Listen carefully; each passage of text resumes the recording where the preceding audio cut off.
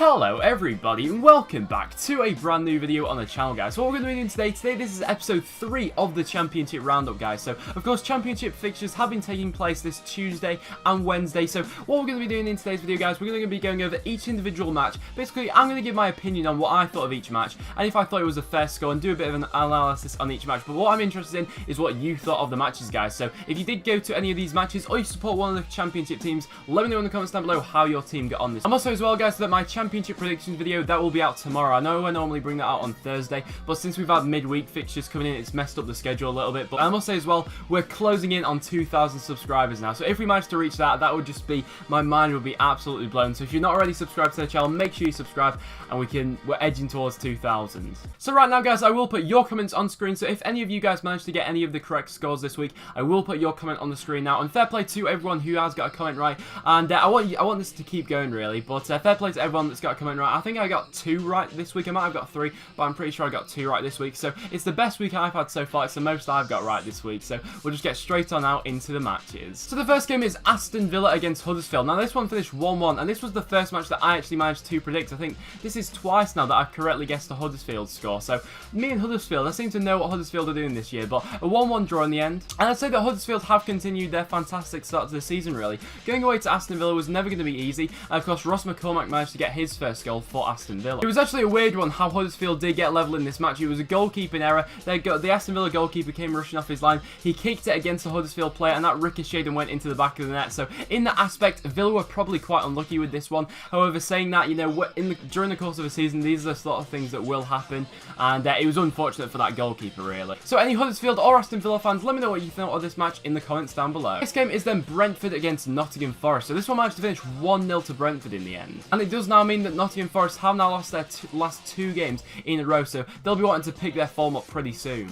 The goal Brentford actually scored, I thought Forest were quite unlucky with this one, really. I thought the goal they scored because Henderson had made a fantastic save just seconds before this goal went in. A bit of questionable defending when the ball came back into the box, as I think it was Hogan managed to slot it into the empty net. In this game as well, I think Nottingham Forest probably should have had a goal. I think they were just lacking that attacking quality in front of goal. I think they created quite a few chances in this match, and I watched the highlights of it. They probably should have had 1 or 2 goals in this match. However, saying that, Brentford have done well. They've now kept 2 clean sheets in a row, which is a fantastic accolade to build on and a solid foundation to set. And their goalkeeper, Daniel Bentley, made a fantastic save at the end of this match to make sure that Brentford secured all 3 points. So Forest fans, I'll be interested to hear what you thought of this match in the comments down below, as well as Brentford fans. The next game is then Brighton against Rotherham. So this one managed to finish 3-0, and 2 games in a row now have Brighton managed to win 3-0. So they just look very sharp going forward this season. And to be fair to me, I almost predicted this score right. I predicted that it would be 3-1 to Brighton. In the end, it was 3-0. So I was on a similar wavelength there. I think for a couple of goals Brighton scored, the defending from Rotherham was probably a bit questionable, and it shows really what they're lacking this season. I think defensively Rotherham will struggle this season. However, I don't think they should be too disheartened by this, really, as going away to Brighton is probably going to be one of the toughest away days this season for all clubs involved. I think in this game Rotherham had a couple of chances to score. I know they had a couple of speculative efforts.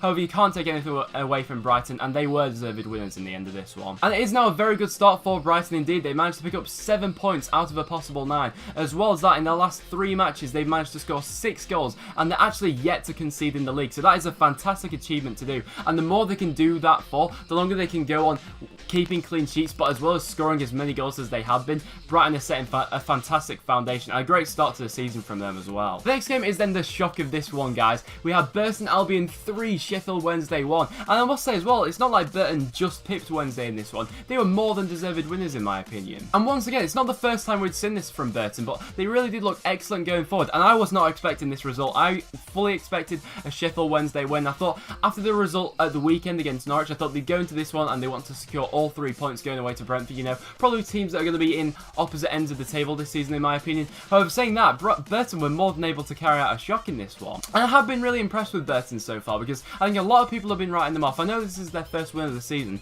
However, saying that, in all their other matches so far, they've more than been in the match. You know, it's not like they've been getting tonked every week. It's been a complete contrast to that, and fair play to them for beating Sheffield Wednesday. And in terms of Sheffield Wednesday, it does now look like the Forest scary drama has all cleared up. He was on the bench for this match and he was subbed on at half-time. I know that he did come out on Twitter and actually apologise to the fans and everything like that, so that looks to be brushed under the carpet, and Sheffield Wednesday will desperately hoping to be getting him back to his best soon, because he's going to be pivotal in that Wednesday side if they are to get promotion this season. Next game is then Leeds United against Fulham. So this one managed to finish 1-1 in the end, and a last-minute goal from Chris Wood managed to level things up here to get Leeds their first point of the season. And what a goal it was! It was a bicycle kick from Chris Wood in the last minute, and you can't deny that. You can't get something more special than that. I think in terms of Fulham, they'll probably be regretting missed opportunities in this match, really, since they had 61% possession and they also had 21 shots in this match as well. So Fulham will be probably going home a little bit disappointed in this match. However, saying that, I do think they'll be more than happy with the start they made to this season. That's now 2 wins they've got and 1 draw. So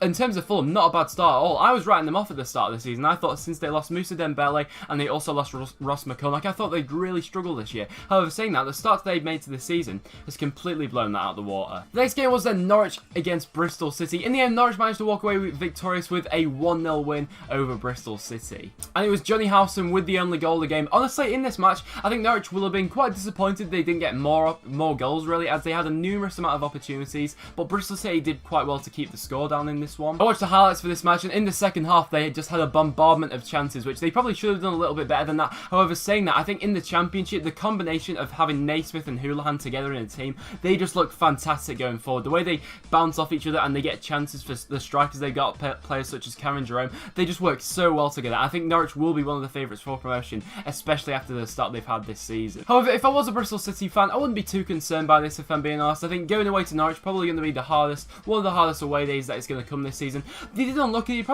They could have snuck a draw here or there. I know they had a couple of chances. Jonathan Kodja had a good chance in the first half, but 1-0 loss to Norwich. It's not the worst for Bristol City, and I fully expect them to be bouncing back from this. The next game is then Preston against Derby County. So obviously I'm a Preston fan, and I was at this game, and honestly I was very disappointed in this, really. I thought Preston more than did enough to warrant a draw in this match. However, that wasn't enough in the end, and Derby managed to win it 1-0. It was Forsyth who got the late winner for Derby. I feel like a draw would have been a more even result. However, saying that, Preston in this match only had 1 shot on target, and when you're not that clinical in front of goal, you can only really expect to lose. And I think Preston could really struggle this season. If Preston don't invest the money that we've got from the sale of Joe Garner, Preston will really struggle, because Garner was such a pivotal role in that Preston squad. If they don't reinvest that money and reinvest it well, it really could be a tough one for us this season. And of course, this was Derby's first win of the season, and I must say, from a Preston perspective, I was quite impressed with Derby, really. I think this is only the beginning under Nigel Pearson. I think Derby will progressively get better throughout the season. I know that was the case last season. They started last season quite slowly as well.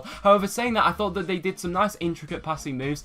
All of their players were nice and comfortable on the ball, and I think it'll be a good one for Derby this year. I think that I'm in no doubt that they'll be up at the top of the table this season. The next game was then Wigan against Birmingham. So this one managed to finish 1-1, and I actually predicted this one as well. So I'm on a bit of a roll now with these predictions, and we're getting better every single week, guys. But this one looked like quite a funny game, really, when I'm looking at it, as Wigan absolutely dominated the possession in this match. They had 71% possession, and as well as that, they also in this match carved out 14 more chances than Birmingham had. So I think as a whole, Wigan were probably very unlucky not to win this match. However, saying that, the Birmingham goal did come from a missed penalty, which Clayton Donaldson missed. However, Davis was able to follow it up, and Wigan only just managed to get a point in this match with a last-minute equaliser. So it's a bit of a funny one. In the whole, I'd probably say Wigan deserved it more than Birmingham. However, Birmingham, they'll be happy to take a point away from this match, I feel like. And then the last game on Tuesday night was this one. It was Wolves against Ipswich Town, and this one managed to finish goalless. Both teams had fantastic opportunities to score in this match. Actually,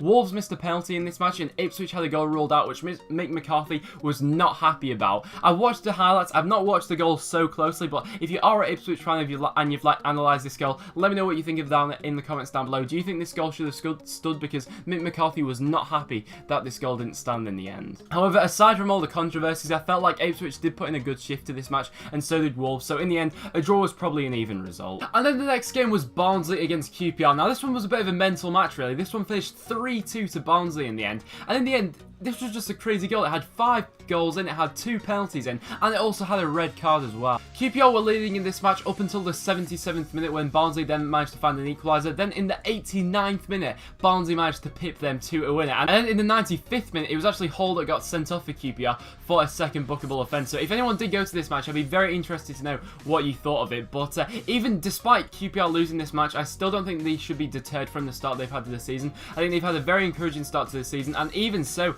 they've still managed to score 2 goals in this match. Albeit QPR will be a bit disappointed with the way they defended tonight, no doubt about that. But saying that, I don't think you can take anything away from them and the start they've had to this season so far. And Barnsley, I think it's a big encouragement as well to score 3 goals against a good side like QPR. Very good omen for Barnsley, that. And then the next game, guys, we have Cardiff 2, Blackburn 1, and where do I even start with this game? But Shane Duffy. I can't believe I'm saying this, but Shane Duffy scored 2 own goals in this match. But not only that, he also got sent off. And to add insult to injury, this isn't the first time he's done that. He's done that against Wigan at the weekend. He also scored an own goal. So to score 2 own goals and to get sent off in the same match, I don't know what I can say about this, really. It is just ridiculous. So Blackburn Rovers fans, what do you think needs to change at your club? Because this has been an awful start, probably one of the worst starts to the league there's ever been in terms of Blackburn Rovers. What do you think needs to change? Do you think it's the manager? Do you think it's the players? What sort of positions do you think you still need to strengthen? I'd be very interested to know. Obviously, Danny Graham did manage to get on the score sheet tonight for Blackburn, but honestly,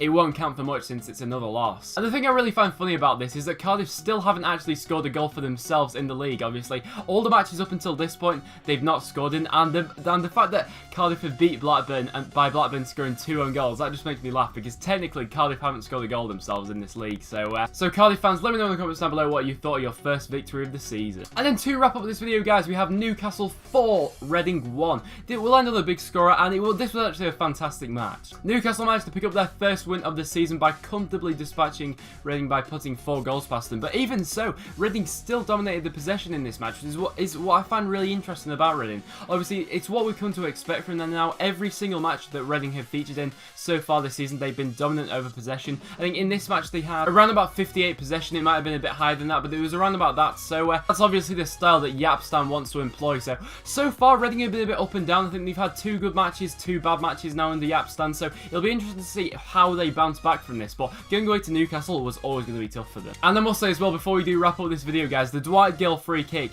he scored was absolutely fantastic. If you've not seen that, go check it out. It was a fantastic, curved it around the wall and past Ali El Habsi. It was a fantastic goal in the end, and Newcastle were more than deserved winners in this one. So that's got them the ball rolling for Newcastle now. So it'll be interesting to see. They'll want to go on the run for this one as well, and they'll want to capitalise and keep this form going. So before I do wrap up this video, guys, I must show you the Championship table now. So it's starting to take shape. I know it's very early on, but the teams who have currently had the best start are Brighton, Norwich, Huddersfield and Fulham, who are all currently on 7 points. And then to the bottom of the table, it's not been a great start for Blackburn and Preston North End, my team, who are the only clubs yet to pick up a point. So from how your club started this season, how do you think you'll fare this year? I'll be interested to hear from all you guys who supports different clubs, and that's what I love about this series. We get loads of different fans from loads of different clubs, and we get discussions going on in the comments down below. That's what I like so much about it. So guys, that will now wrap it up for this video. So thank you so much for watching. So if you have enjoyed the Championship Roundup, episode 3, guys, make sure you smash a like on the video. It is always massively appreciated. And like I said at the start of the video, guys, we are now closing in on 2,000 subscribers, which is just absolutely mental to me. So if we do reach that will just be absolutely insane, guys. But thank you so much for watching. So like I said, guys, if you enjoyed, make sure you leave a like on the video, subscribe around here if you are new, make sure you check out all the links in the description down below, and I'll see you all in the next one.